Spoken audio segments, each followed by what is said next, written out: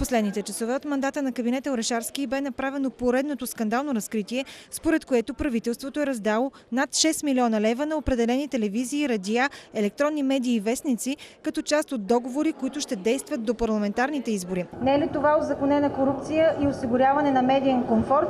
Аз помня правителствата на прехода без изключение. В по-некомфортна медийна среда нито едно не е работило. Така че не разбирам въпроса ви за медийния комфорт. 6 милиона лева по договори за определени медии. Задайте въпрос и ще ви отговориме точно по кои оперативни програми са реализирани.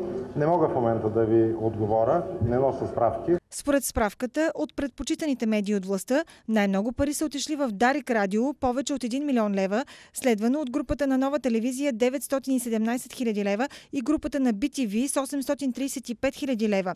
TV7 взима близо 218 хиляди лева. Сегашното правителство за 10 месеца е сключило договори с 10 радиа и телевизии и за реклама на европейски програми. Изплатените средства са над 1 800 хиляди лева. 6 милиона лева е гласувало правителството за определени медии. Не е ли това осигуряване на медиен комфорт? Не знам за какви 6 милиона говорите.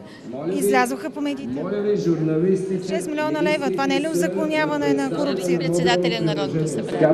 Ако обичате, отстранете се. Регионалното министерство конкретно е отпуснало 145 хиляди лева на Дарик Радио. Това е част от 6 милиона, раздадени от властта на определени медии. Не е ли това купуване на медиен комфорт?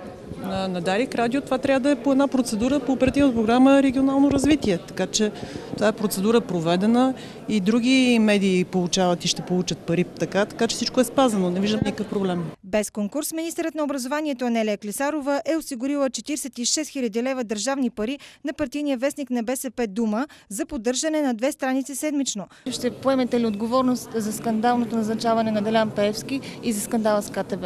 Не знам по какъв начин ме свързвате с господин Пеевски, с неговото назначение, а не мога да разбера и по какъв начин правите връзка за скандал с КТБ. Що се касае за КТБ,